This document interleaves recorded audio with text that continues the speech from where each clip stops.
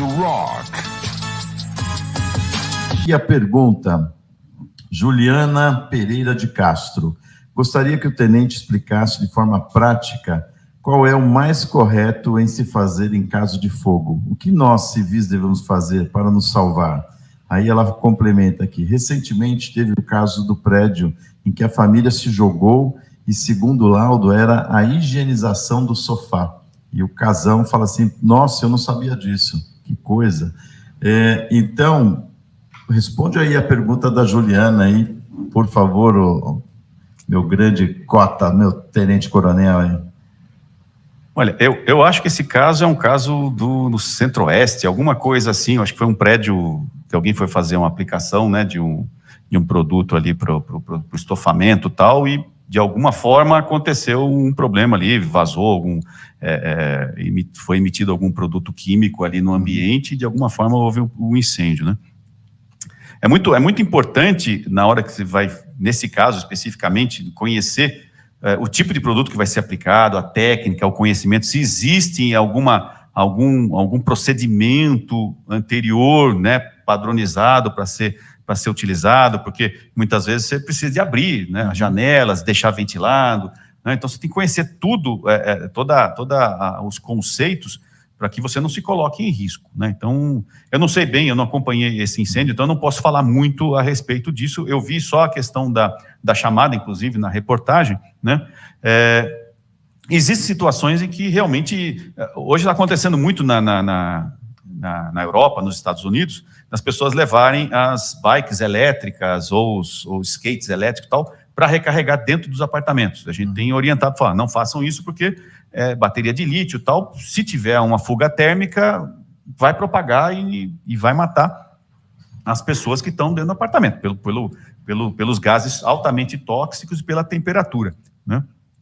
Então, assim, existe... começou um incêndio, né? O que o pessoal faz? Primeira coisa, eles devem jogar água, né? E aí pode ter... Depende, exatamente, por isso que depende de cada situação. Se você estiver na sua casa e acontecer alguma coisa desse tipo, a primeira coisa é você abandonar o local.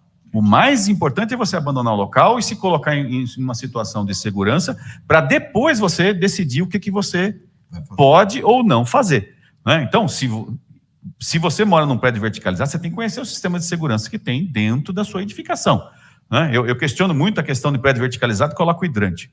O hidrante você tem lá, você tem toda uma manobra, né? Uma forma de colocar mangueira, de forma de engatar os esguichos e tudo mais, abrir o registro e tal. Você precisa de muita força e muita técnica, muitas vezes, para fazer isso.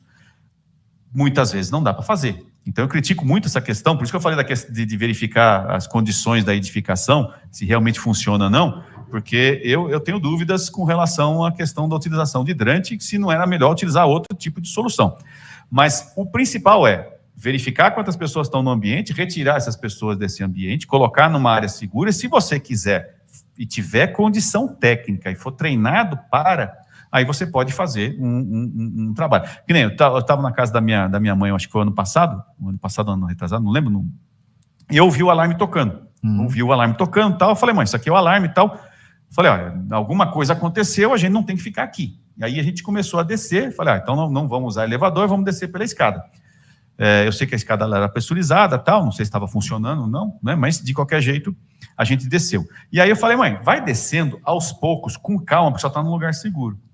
Que eu quero saber o que está acontecendo, porque se tem algum incêndio em algum pavimento, eu vou abrir a porta, vou dar uma olhada, eu sei que tem hidrante, eu consigo, né? Apagar. Eu consigo me entender no ambiente, saber qual é o risco e consigo saber que se da forma, da situação que está, se eu consigo combater.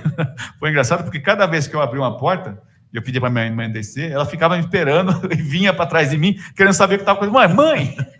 Mãe, só tem 80 e poucos anos. Mãe, a senhora tem que descer. Eu já fico contente da senhora descer a escadaria. Viu, mãe? Não fica seguindo o filho aqui, né?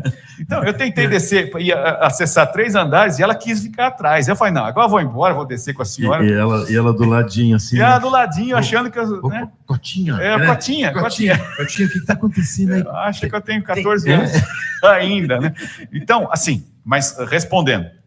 Primeiro, abandonar o local, saber quantas pessoas estão no local e abandonar esse local e, logicamente, conhecendo o sistema de segurança e você tendo conhecimento e habilidade para utilizar o sistema de segurança que existe ali, você poder tentar, à distância, sem risco, tentar combater. Mas, se não, abandona o local, fecha as portas, vem fechando todas as portas, porque o incêndio ele se propaga e ele precisa de oxigênio, ele precisa de... Então, quanto mais barreira você colocar, menor vai ser o dano dele. Por isso que a gente chama de compartimentação. Quando você vai falar em termos de proteção contra o incêndio, proteção passiva e tal, você, para diminuir o tamanho do incêndio, você compartimenta, você cria paredes e porta corta-fogo, tá, para você diminuir o tamanho do incêndio. Sim. Então, é a mesma coisa, você está num apartamento ou numa casa, tem um incêndio, então, eu não sei o que fazer, começou no quarto, eu vou fechar a porta, vou começar a fechar as demais portas e vou abandonar o local. Se eu conseguir quebrar a janela e fazer um combate externo e tal, ótimo. Se não, espera o bombeiro, chama o bombeiro e aguarda. Ou se tiver brigadista, vai esperar os brigadistas chegarem, aciona os brigadistas para ele tentar fazer o combate. Mas o mais importante é saber quantas pessoas estão tendo no ambiente, retirar essas pessoas e, enquanto está se retirando, vir com um procedimento de vir fechando as portas, porque aí você começa a diminuir o tempo de evolução do incêndio, ou seja, ele vai diminuir tanto o incêndio, tanto o potencial dele, quanto a destruição. Ele não vai atingir tantas áreas, vai demorar mais. E aí, certamente, vem o pessoal do bombeiro ou os brigadistas para fazer o combate, né? Muito bem.